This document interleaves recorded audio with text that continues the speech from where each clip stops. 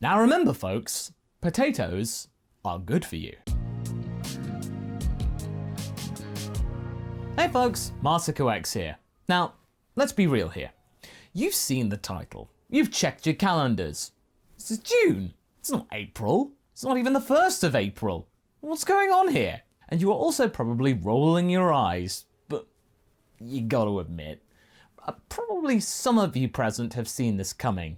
You may be thinking that we are choosing to be a little more zany and surreal with the likes of this particular story, eschewing our principles of April Fool what ifs, but no, that's not the rule set that we gave ourselves here.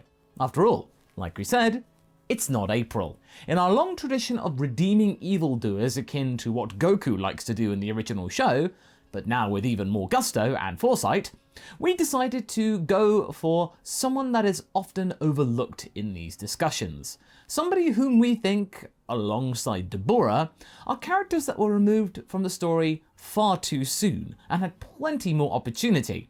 Today, we're going to be giving some love to our favourite little potato-headed wizard, Babidi. But how? How is that even possible? How do you turn this guy, who's responsible for all of the Majin mayhem, into a good person? This little rat and his father are probably some of the most malevolent mages in the entirety of Universe 7. Granted, yeah, that is true. So it also begets the question, how can you turn him maybe at least less evil than he was before? Can you make this doppelganger of Babidi even remotely less nefarious? Maybe give him a purpose beyond universal domination? Well, we'd like to at least give it a try. I mean, come on, we have good experience with these sort of situations, as you may all know. We tackled Frieza, even after saying for many months that we would never do it, but yeah, we did. So, challenge accepted. By the way, if there's a character or situation that you think could work that seems almost impossible to achieve, do let me know in the comments below, as well as liking and subscribing for more of these great videos and thought experiments. But as always, with a new What If story, we gotta set the scene. Let's cast our minds back to the Buu Saga. We're not dealing with any great Saiyaman nonsense here. We are setting this right when the main action starts. Right after the pink blob had already been awakened and Vegeta had made his heroic sacrifice, his atonement. So yes, we're not even getting any Majin Vegeta vibes here. Babidi had done all of the actions from the original story and had managed to bring to life Majin Buu. Narratively speaking, Babidi has served his purpose, but can we possibly provide him with some more purpose to go with it?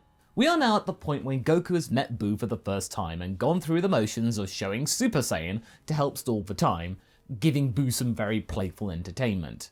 The duel between Goku and Buu was quite spectacular.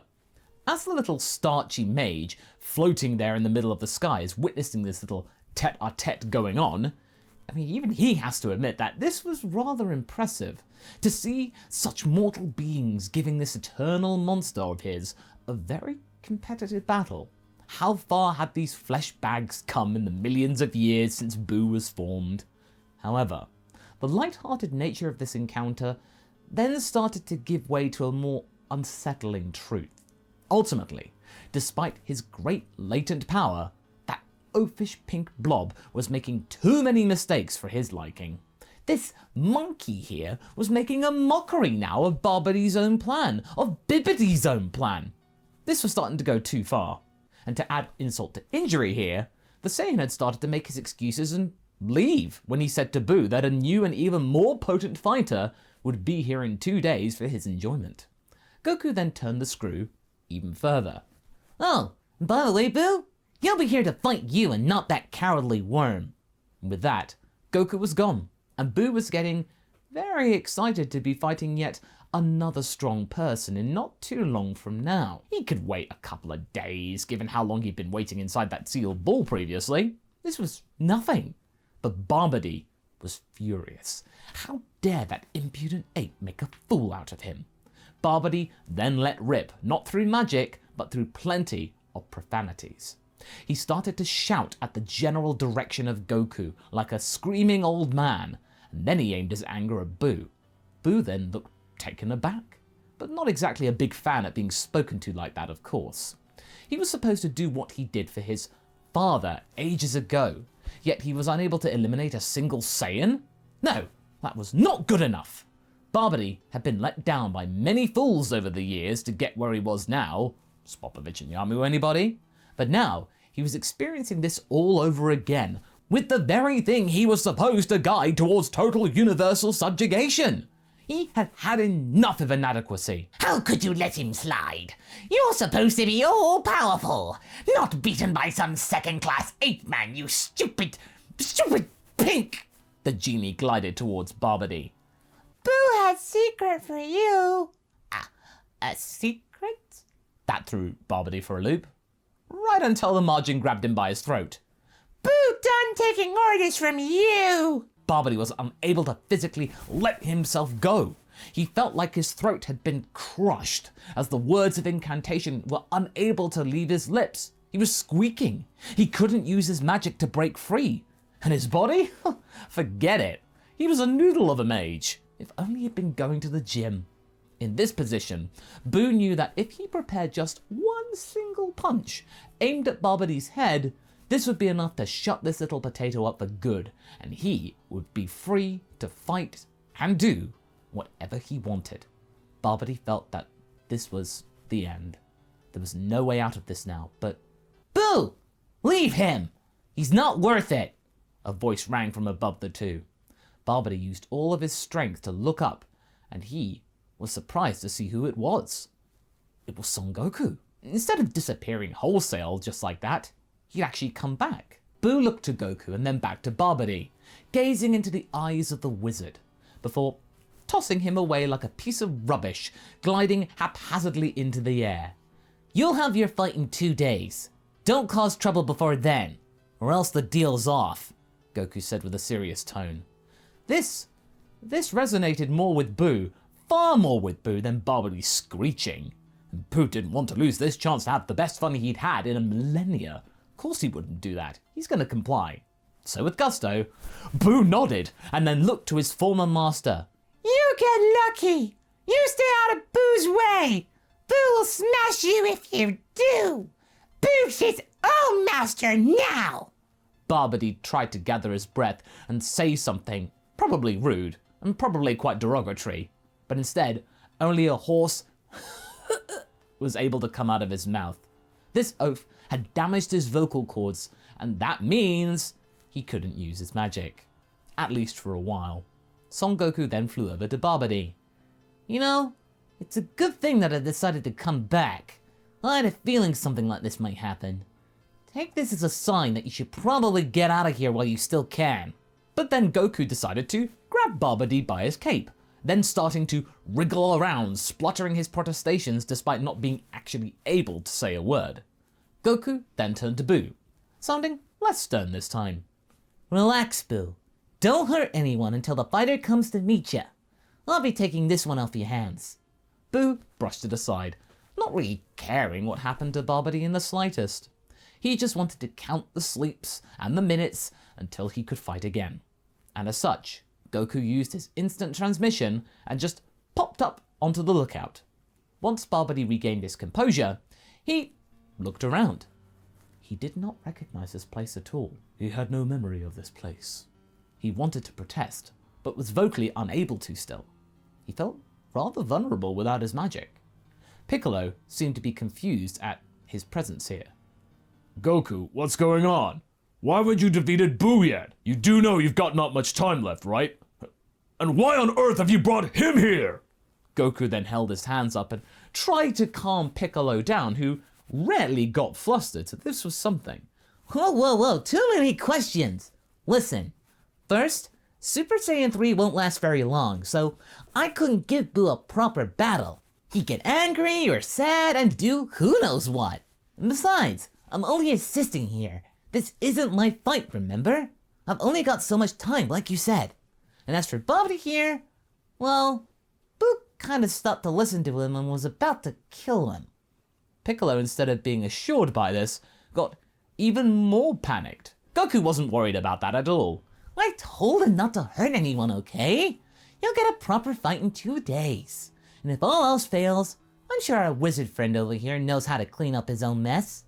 I'm pretty sure he can lock him back up again with magic. Am I right? Babidi was totally scared. He genuinely wasn't sure if he could actually do that. Without his voice, he was at the mercy of this Saiyan and his stupid friends. He had no idea what had happened with his minion. Buu just stopped listening to him. Magic or no magic, he had no answer to this. Buu was unable to be commanded. He would be dead for sure if this Saiyan hadn't been so disgustingly chivalrous.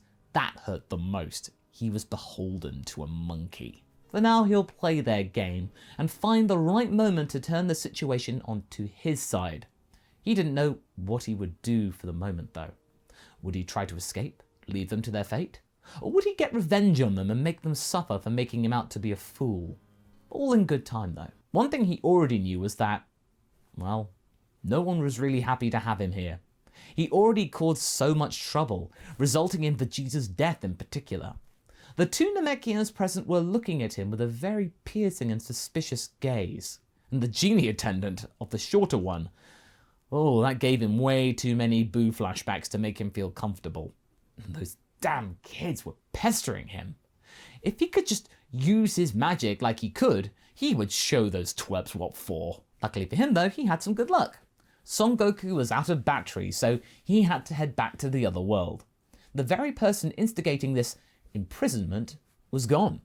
With him now out of the picture, maybe Babidi could now try and bend these fools to his will. Let me guess. Were you having an inner evil monologue moment about wanting to kill us? Babidi gritted his teeth and shook his head like a petulant child, as if he was trying to scream, "No!" But Piccolo wasn't convinced at all. You totally were.